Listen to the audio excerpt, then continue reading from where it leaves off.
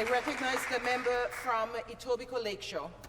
Thank you, Speaker. And I'm very pleased to be here co-sponsoring this bill, the Homelessness Ends with Housing Act, with MPP Clancy. I return the thanks to her for working together on this. It really has been a pleasure to work with you and your team. And I also want to say thank you to my caucus colleagues for being here. Hard challenges require us as legislators to work across party lines to ensure progress. Given what we're seeing across our communities in Ontario, the size and scale of growth in homelessness warrants this approach to prioritizing a plan to address it. I'm sure that all of you can relate. Today I'm going to talk about why it's important. I'm going to talk about what we think we should do, and the good news is there are solutions and there's proof that it could work. So first of all, why is this important? Speaker, I always believe that it's important to consider the experiences for individual people as well as the data when we make choices on our priorities. So here's two stories. People might recall a media story from last summer of a 91-year-old man deeply connected to his community in Little Italy who became homeless when he lost his apartment of 20 years and could not find any affordable housing in his community. Or you might remember last January, when the depth and breadth of the homelessness and housing crisis was brought home to the Ontario legislature, when former MPP Lorenzo Berardinetti shared his deeply personal story of becoming homeless. And his story could be anyone's story. A job loss, a marriage breakdown, and a devastating illness. And in telling his story, he recounted people who learned of it and what they said to him. They said, they are concerned that they may become homeless as well one day. And a lot of people are afraid of that. Ontarians are stressed and they're worried about affordability. In fact, 3 of 5 people, when asked, are they concerned that if their financial situation were to change, would they be at risk at losing their housing? But these are just 2 stories behind the numbers. So here's the quick run of the facts that we know. Last year, Ontario municipalities collectively counted over 80,000 homeless people in communities, large and small, rural and urban, a 25% increase in 2 years. Those are outcomes that we need to address. There's a need for at least 36,000 supportive housing units, where people who face mental illness, substance use disorders, developmental disabilities, or chronic health conditions can have stable housing. Toronto Food Banks set another record this year, 4.1 million client visits. Through their research, we know 88% of their clients are in housing that's unaffordable and the remainder are homeless. And of concern are the growing numbers of seniors who are becoming homeless. For example, the rates of homelessness among seniors have doubled in the Niagara region in the last 5 years. Like many of your communities, I too hear from constituents that are concerned. I've seen more and more people relying on food banks, and we had 38 encampments in Etobicoke Lakeshore last year. But the solutions are out there, and we know they pay dividends both economically and socially. We just need to decide to set goals, actually. Let's set real goals and prioritize action. And that is exactly what this bill is calling for, Speaker. I would hope that everyone in this legislature could actually easily get behind it, because I think the vast majorities of MPPs in Ontario relate to the need. But again, the most important action is to just make the decision to do something about it. Set a 10-year goal, set a 4-year goal, set a 2-year goal, but set a goal. What are the components of this strategy in this bill?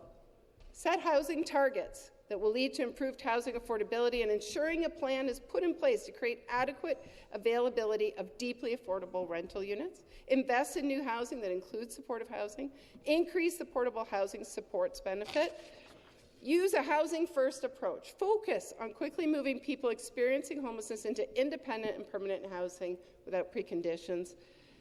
And then finally, let's make sure we can measure it. I mean, I don't know about all of you, but the classic mantra in business is that you set a goal and you actually measure your progress to achieving that goal. I'm not sure why we feel worried about setting a goal. And we just need to set up the systems to actually measure whether we're achieving what we need to. I was asked earlier today in a media interview about this bill why I thought it was important to co-sponsor it now. And it's because it would fill a gap we've got in our current housing and other policies. We must address the increasing unaffordability that people are experiencing, the job loss, the rising cost of rents, and it needs to stop. We need to help people hold on to their housing, and we need to get those that need it housed. But secondly, the other good reason to do this now is because Canadians want us to do it, to address the problems of homelessness. They want to do this. More than 80% believe that the solutions to homelessness have to include housing, mental health, and other health supports, not incarceration. And if the government were to support this bill, appoint a single person accountable for addressing homelessness within your government, and we would be doing exactly what people want us to do. Thirdly, without action, the size of the problem will continue to grow.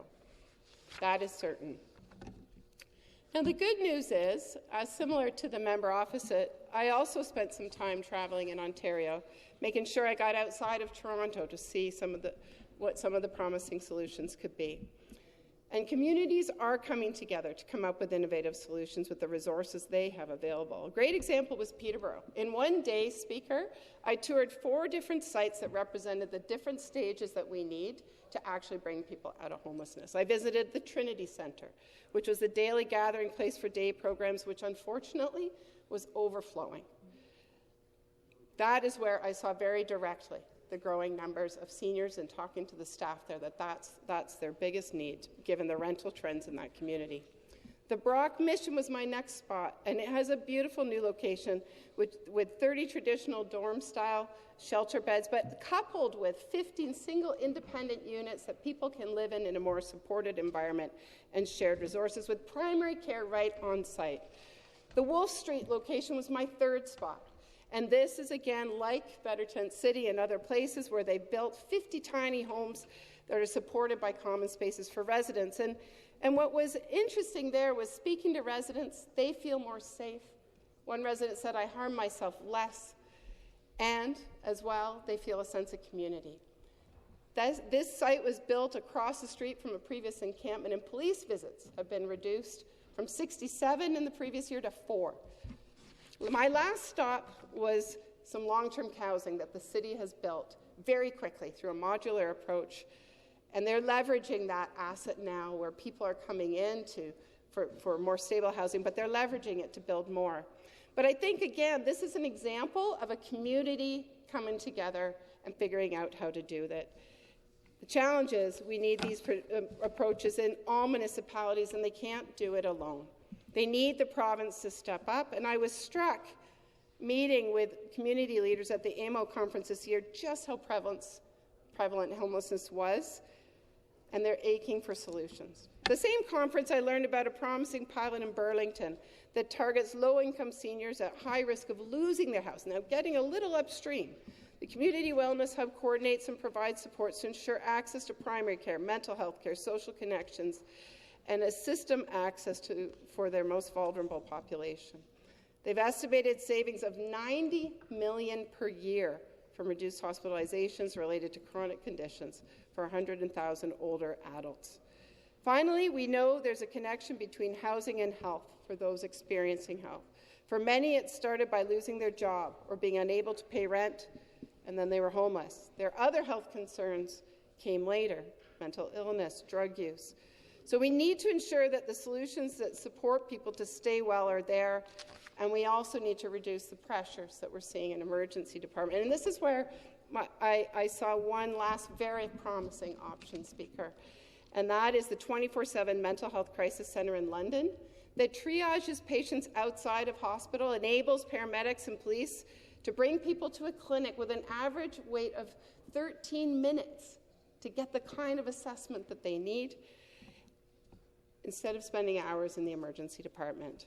It also has 10 beds available to support stabilization, and it's also a walk-in too. So if somebody's ready to engage in their care, they can walk in and they can access it.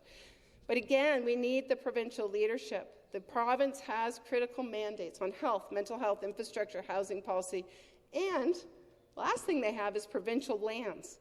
The federal government and the City of Toronto are leveraging underused properties to attract the private sector into creating mixed, affordable, rent-geared to income and market-based developments. And the province, actually, could be doing the same. The province has important levers that require portions of building projects to include affordable, deeply affordable, or supportive housing options. We actually do see some developers stepping up to do just that, but there is little in our current policy or the review process at the OLT that would demand this. For over 20 years now, jurisdictions in Canada, Europe, and the United States have been using the Housing First approach for those who need it. Housing First takes the approach to support people suffering from mental illness or addiction or both to a much better place for recovery. And again, I do feel like it's important to say that we know that these things can work. We shouldn't be afraid of setting goals because we know that we will get results. Researchers in Calgary studied their Housing First approach over 6 years. 55% enrolled in the program remained housed. Finland did what we are asking for in this bill. They made a decision to do something about homelessness, shifting away from shelters and actually putting that money into getting people housed. 72% reduction in people living rough. And France is doing an outstanding work. They're actually doing a major study of what the impact would be, and the early 21 months already show greater residential stability and fewer arrests, greater control over drug and alcohol use, and better health outcomes, and lower residential and health costs. These are the kind of results that we need. We need them in Ontario, and we need to make a decision to act. In conclusion, stable housing helps people manage health issues, overcome addiction, and find stable employment. We have the data, we have the roadmaps, and we know Housing First works. All that is needed is for the Ontario government to take clear and decisive action. We can solve homelessness in 10 years. I hope it might even take less. We call on MPPs from all parties to work together and support this bill to address one of the most challenging issues facing our communities today. Thank you.